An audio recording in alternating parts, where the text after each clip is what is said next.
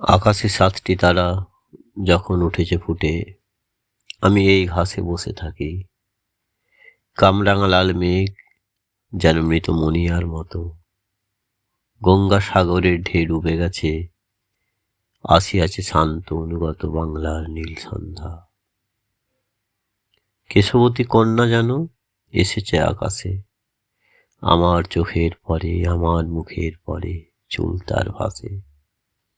পৃথিবীর কোনো পথ এ কন্যারে দেখেনি কো, দেখি নাই অত অজস্র চুলের চুমা, হিজলে কাঁঠালে জামে ঝরে অবিরত।